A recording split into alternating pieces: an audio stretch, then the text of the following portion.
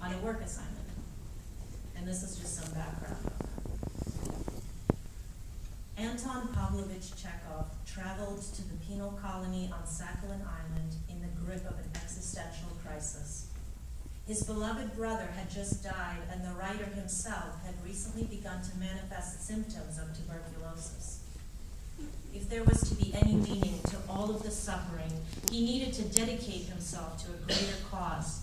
And the stories he heard about treatment of prisoners on Sakhalin Island, if true, meant that the abuses and horrors of the colony's life needed to be exposed.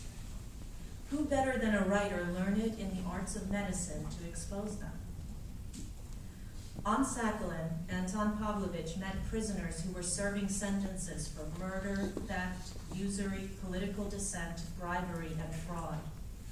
Once exiled to the colony, even for the most minor offenses, the prisoners were almost never accepted back by their home villages and towns after serving their terms. Instead, they were forced to stay in exile for the rest of their lives. They became the freed exiles that populated the settled sockets of flatland amid the mountains of Sakhalin. Traveling through the penal colony, Anton Pavlovich witnessed what he would later call an earthly hell. As in Dante's Inferno, the sinners suffered torments almost beyond description. The island's most dangerous prisoners spent their lives shackled at the wrists and ankles and attached by heavy chains to wheelbarrows, their muscles atrophied and their wills stilled. But all prisoners had to live in the prison barracks. These unventilated, leaky structures stank of putrefaction, and inside men scratched at raw skin, howled in pain, cursed at the crawling floor, themselves, their cellmates, prison guards, Tsar Alexander under their breaths, and this poxed Sakhalin. Outside the prisons, in the settlements, freed exiles and their wives, their children, and their dogs lived in a calmer squalor. They were as likely as the prisoners to die in a harsh winter, frozen in blizzards while fetching firewood, or in their own homes under piles of blankets, coats, and carpets.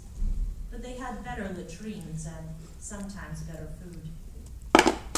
The farming project sponsored by the Tsar, who in his wisdom envisioned a self-sustaining vegetable paradise, once developed properly and with sufficient prison labor, of course, all failed, except one village where the land was not quite so sodden with water.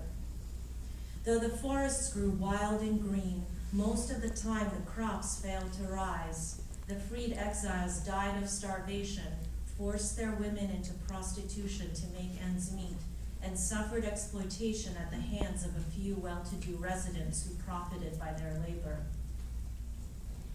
The mood Anton Pavlovich encountered among the people of Sakhalin and in himself during his stay there was that of utmost gloom and hopelessness. The unpredictable harvest, the frequent deaths from hunger and cold, even of the free exiles, not to speak of the prisoners, filled the already tuberculous writer with dread. We may imagine his pen getting heavier, ink dripping haphazardly between the lines. His script, however, still perfectly looped, crossed and angled through the horror. The knowledge of being forever bound to this God-forsaken strip of land gave the exiled townspeople a certain vacancy in and about the eyes, the memory of their sallow faces rattling deep in Anton Pavlovich's skull as he rattled inside a hired carriage through Siberian blizzard nights on the journey back to Moscow.